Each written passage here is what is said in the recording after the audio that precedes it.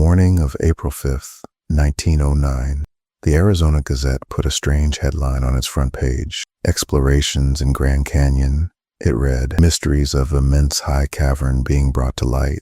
The byline belonged to a man named G.E. Kinkaid, identified as an explorer working under Smithsonian funding. The article was long, specific, and written in the plain declarative style newspapers used when they expected to be believed. It gave a location. It named an institution. It described chambers cut into solid rock, a passage running back hundreds of feet into a canyon wall, and objects inside that Kinkaid, compared to nothing else found on this continent. The Smithsonian's answer, when reporters finally asked, was simple. No such expedition, no record of a man named Kinkaid. If it happened at all, it left no trace in any federal file anyone has ever produced. That denial should have ended things. Newspapers ran hoaxes constantly in 1909, and most of them died the week after they were printed. This one didn't, not entirely, because of something the Gazette's reporter almost certainly never knew. Long before that article went to press, the Hopi people, who had lived on the plateau above that same canyon for generations, already spoke of a world beneath it, not a metaphor, a place. An underworld reached through an opening they called the Sipapu, where their ancestors were said to have emerged into this one, and on the specific question of what else might be down there, connected to that opening, running out under the rock in more than one direction, the elders who knew the fullest version of that tradition had a habit of saying almost nothing at all. So here is where this leaves us. A newspaper article nobody can verify, an institutional denial nobody can fully settle either, and an oral tradition, older than either of the other two, that has been strangely, deliberately quiet about exactly the part of the story a 1909 reporter claimed to have stumbled into. We are not going to tell you those three things definitely connect. We don't know that. What we can do is lay them next to each other, in order, with real names and real dates, and let you sit with the question the way we have. We begin with three kinds of evidence, and none of them agree cleanly with the others. There's the documentary record, one newspaper article, a follow-up 4 days later, and a denial that has stood for more than 100 years. There's the archaeological record, a canyon more than 277 miles long, and still, by any honest accounting, barely surveyed. And there's the oral record, a tradition kept by people who had every reason, by 1909, to distrust anyone who came asking questions about what was underground. This isn't a video that promises to resolve the Kinkaid story. Nobody has. What we're promising is to take the pieces seriously in the order they actually happened, and to be honest about which parts are documented, which parts are remembered, and which parts we simply don't know. Start with what came first, because almost everything about 1909 only makes sense once you understand what the Hopi had already been saying for a very long time before any newspaper existed. The Hopi have occupied the Colorado Plateau, including the country around the Grand Canyon, for at least 2,000 years by conventional estimate. Their own tradition reaches back considerably further than that. Central to it is an account of the underworld the Hopi call the Sipapuni, or Sipapu, the term shifting slightly by dialect. In Hopi cosmology, this is not a symbolic idea the way a Western reader might expect. It is treated as a physical location, a specific place in the actual landscape, through which the ancestors climbed up out of the world below into the one we're standing in now. The tradition places that opening at the bottom of a canyon gorge, near its confluence with the Colorado River, inside the territory we now call the Grand Canyon. That kind of geographic precision is worth sitting with for a second. The Hopi are not a people known for making casual claims about sacred ground. Locations like this get maintained across generations, with an exactness that would serve no purpose at all, unless the people keeping the story cared deeply about getting it right. When a tradition holds a physical location steady for that long, that itself is a form of evidence. Even if it isn't the kind that shows up in a government archive, it also helps to remember that the Hopi are not newcomers making claims about a place they arrived at recently. Old Oribe on Third Mesa is regularly cited as one of the oldest continuously inhabited settlements in North America, occupied for something close to 1,000 years without interruption. A people with that kind of unbroken presence on the land, generation folding into generation in the same villages, is exactly the kind of source you'd expect to carry accurate geographic memory forward, rather than let it drift into vague legend. That doesn't prove the Sipapu tradition describes a physical cave system.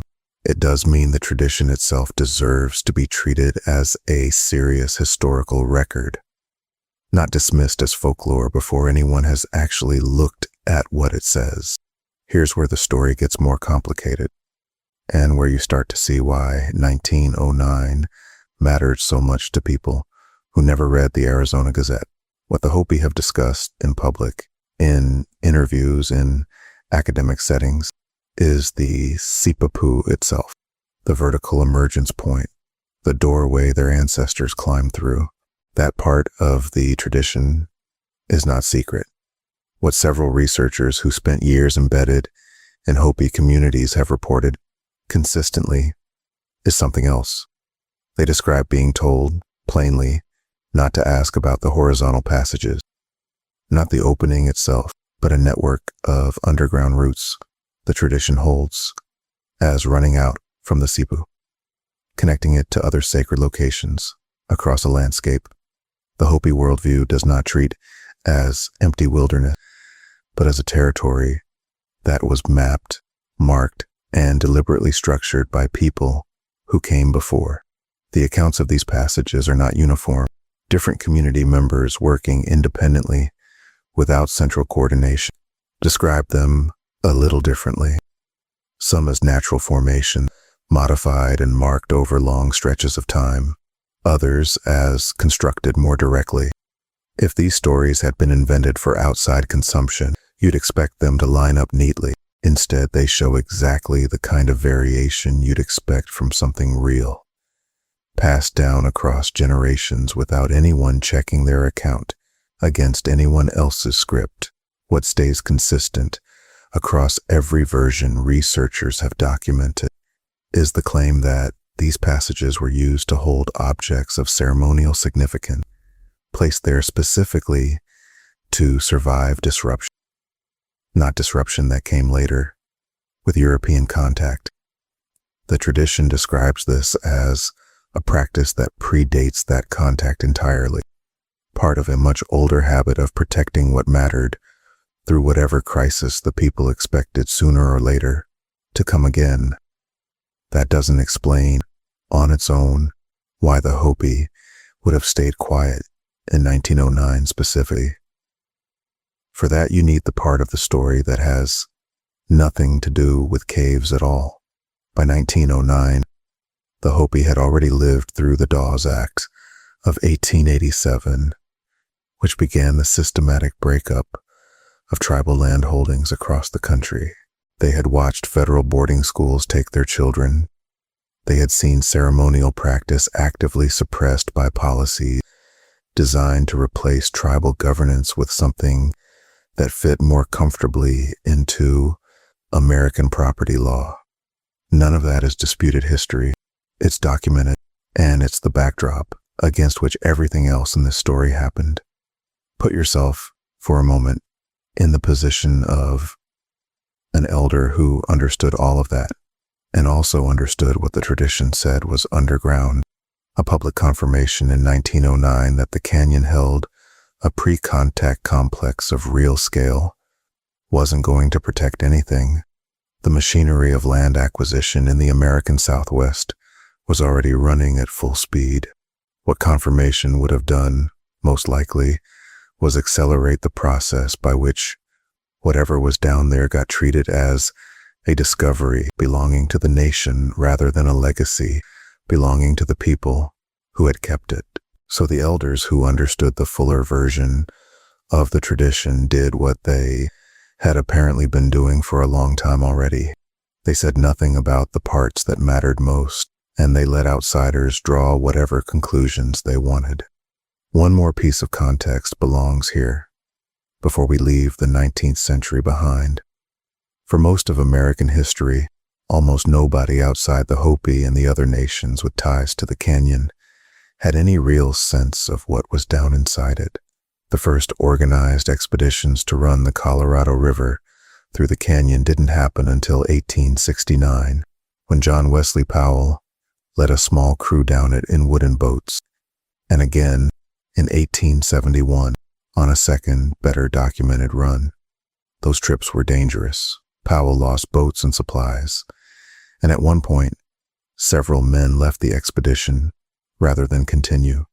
They still produced the first real maps and written descriptions most Americans ever saw of the canyon's interior. Before Powell, the canyon was, for practical purposes, unmapped by the federal government that would go on to claim it. That's worth remembering every time someone says with confidence that nothing significant could be hidden inside it. The people saying that in 1909 were working from decades, not centuries, of federal exploration in a landscape more than a mile deep and hundreds of miles long. If you enjoy documentaries that explore forgotten history through records, archaeology, and indigenous tradition, consider subscribing. We put a lot of research into getting the sourcing right, and there's more of this coming. Now to the document itself, because whatever else it was, the Arizona Gazette's April 5th story was specific in a way that hoaxes usually aren't bothered to be. Kinkaid, described as a government surveyor operating under Smithsonian funding, claimed to have found a vast underground complex on the north side of the Grand Canyon, roughly 42 miles up the Colorado River. From El Tovar, the Santa Fe Railway's hotel on the south rim, completed only 5 years before the article ran. The entrance, according to the piece, sat in a cliff face several hundred feet above the river, reachable only by rope. Once inside, Kinkaid described passages laid out along the cardinal directions with what he called geometric precision, a main corridor stretching several hundred feet back into the rock, with side chambers opening off it. Those chambers, the article claimed, held artifact statuary and what Kinkaid described as mummies, wrapped in dark fabric and seated upright in niches cut directly into the chamber walls. The statuary, in his account, wasn't of a style he associated with any conventional Native American tradition. He described it instead as distinctly Asian in character. The artifacts included copper implements and tablets marked with symbols he compared to hieroglyphics, along with objects he likened to Egyptian ceremonial tools. Other chambers, according to the article, held pottery, copper tools, and weapons, along with stores of what Kinkaid described as grain, still preserved after however many centuries had passed. Kinkaid also noted that the inner chambers, despite their depth, showed no sign of ever having flooded, which he took as evidence of a builder with real organizational capacity behind the whole complex, someone who had planned the passage layout deliberately rather than simply hollowed out whatever space the rock allowed. A follow-up ran 4 days later on April 9th, adding a second name to the story. A Smithsonian-connected archaeologist identified as Professor S.A. Jordan, and then, within weeks, the denial arrived. Contacted by reporters, the Smithsonian said it had no record of any expedition matching Kinkaid's description and no record of a G.E. Kinkaid at all. The institution's position has never moved from that, and nothing resembling confirmation or an internal record backing it up has ever surfaced. Here's the detail worth pausing on. The Smithsonian in 1909 wasn't the institution it presents itself as now. It was a federally funded body operating in a period when The federal government's central priority in the Southwest was straightforward: acquisition of indigenous land by whatever legal and administrative means were available. In that context, a pre-Columbian discovery of real scale inside the Grand Canyon wasn't just an academic curiosity. It was potentially evidence of continuous, sophisticated pre-contact occupation. And that kind of evidence had legal weight. It was the kind of thing that could complicate exactly the land designations the federal government was in the process of making. Only 3 years before the Gazette ran its story, Congress had passed the Antiquities Act of 1906, the law that first gave the federal government formal authority over archaeological finds and historic sites on federal land. That timing matters. A confirmed discovery of the scale Kinkaid described on land the government was actively working to bring under federal control would have landed directly inside the machinery that new law had just created, and directly inside a set of institutional relationships the Smithsonian itself was already part of. That machinery didn't start in 1909, and it didn't stop there either. The Santa Fe Railway reached the South Rim in 1901, and the tourist economy that followed arrived fast. Theodore Roosevelt visited in 1903 and called the canyon too magnificent to alter. In 1908, he designated it a national monument. In 1919, it became a national park. Each of those designations was framed publicly as an act of preservation. Each of them also had the practical effect of placing the territory more firmly under federal management. And federal management in that period was not exercised for the benefit of the Hopi or any other nation with historical ties to the land. The Havasupai people, who had lived within the canyon itself for centuries, were not consulted during the monument designation. They were, over the following years, progressively restricted from land they had occupied continuously. The Fred Harvey Company built the hotels, restaurants, and curio shops that turned the South Rim into a destination, selling indigenous art and craft work at prices the company set, not the people who made the pieces. And the whole apparatus of Grand Canyon tourism rested on a specific version of the place. A natural wonder, ancient and essentially empty, home in the past only to simple peoples who left modest traces behind. A 1909 story describing an underground complex of real scale didn't fit that version, not economic, not legally, and an institution with financial ties to federal tourism infrastructure had every reason to prefer the simpler story over the complicated one. None of this requires a conspiracy in the dramatic sense. Structural incentives are usually enough on their own, and this is where the record itself becomes interesting on its own terms. The Grand Canyon runs about 277 miles long, up to 18 miles wide, and more than a mile deep in places.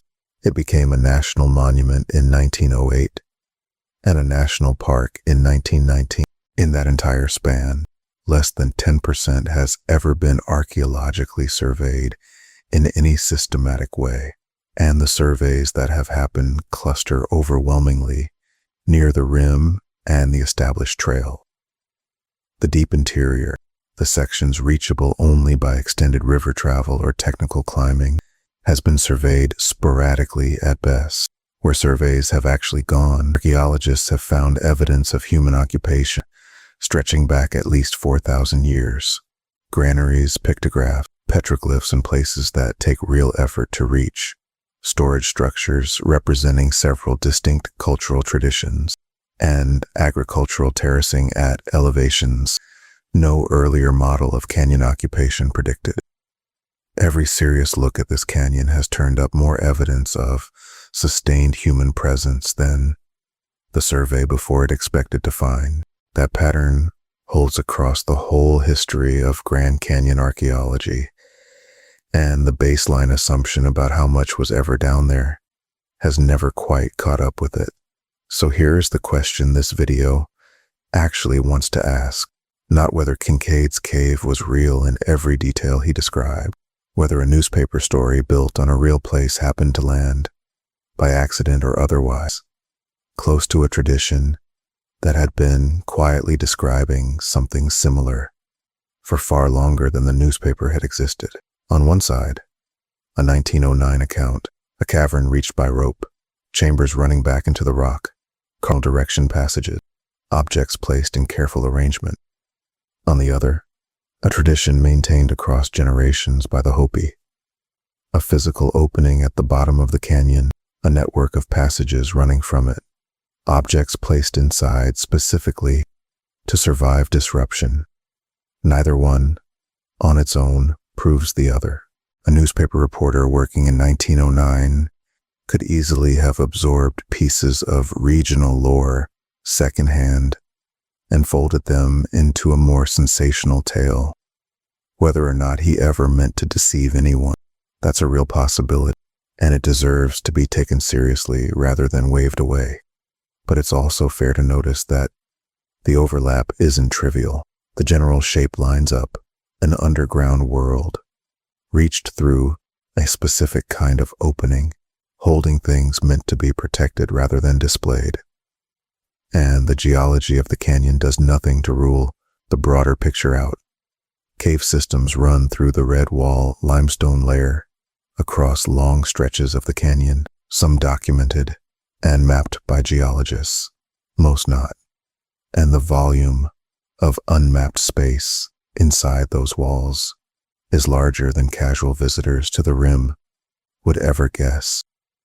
This isn't one open valley you could walk across and account for in an afternoon. It's a folded, layered landscape of side canyons, alcoves, and limestone hollows, and even the caves that are confirmed and cataloged represent a small fraction of what geologists believe is actually there. That doesn't confirm Kinkaid's specific chambers exist.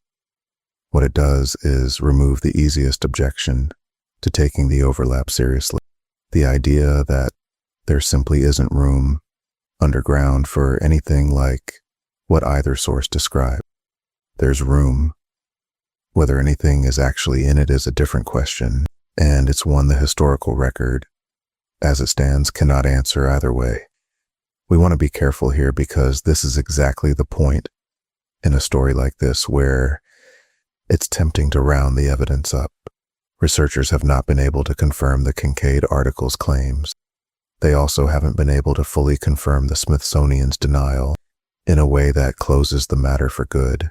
The institution's personnel records for the relevant period have real gaps, and sections of its archive from that era have never been made fully available for independent review. That's not proof of a cover-up. Records go missing for mundane reasons all the time, especially records more than a century old. But it does mean the denial, however sincere, isn't the same thing as a documented negative, and the ethnographic accounts of the passages remain exactly what they've always been: fragmentary, privately held, and never offered up for outside verification, because verification was never the point of keeping them. More than a century later, the cliff face described in that 1909 article, the stretch along the north wall of the canyon, roughly 42 miles up the Colorado from El Tovar, has still never been formally surveyed. It sits inside a park that today counts more than 4,000 documented archaeological sites by conservative estimate, with the Park Service's own records openly acknowledging that the count is partial and that continued survey work keeps turning up sites nobody expected in places already thought to be examined. The permitting for archaeological work in that region runs through federal agencies whose priorities, now as in 1908, are shaped by a tourism economy worth hundreds of millions of dollars a year, and by legal relationships with tribal nations that any major discovery would immediately complicate. The silence around that stretch of cliff has different architects today than it did in 1909. The structure looks remarkably similar. The canyon hasn't changed. What has changed slowly is who feels safe enough to talk. A newer generation of Hopi scholars has begun addressing parts of this tradition in terms their predecessors weren't in a position to use. In a legal and political climate that offers at least the possibility that knowledge brought forward now might land differently than it would have in 19. That's not nothing. It's the product of more than 100 years of a silence that was never about secrecy for its own sake. It was about protecting something in the only way available to people who understood correctly that a story told without its context stops being a story and becomes property. We don't know what's inside that cliff face, if anything is. Nobody credibly claims to. What we know is that a newspaper printed a specific, detailed account of it in 1909, that a federal institution denied it completely and has never been able to fully document that denial, and that a people who had every reason to stay quiet about exactly this subject did exactly that for longer than anyone alive today has been watching. That's where we're leaving it, because that's honestly where the record leaves it to. If you want to go looking into the Arizona Gazette archive yourself, or into the published Hopi ethnography we drew from here, we've listed the real sources in the description below. Do you think Kinkaid's story was an invention that happened to echo something older? Or do you think a Phoenix reporter got closer to the truth in 1909 than the Smithsonian was ever willing to admit? Tell us what you think in the comments. Thanks for sticking with this one all the way through, and we'll see you in the next documentary.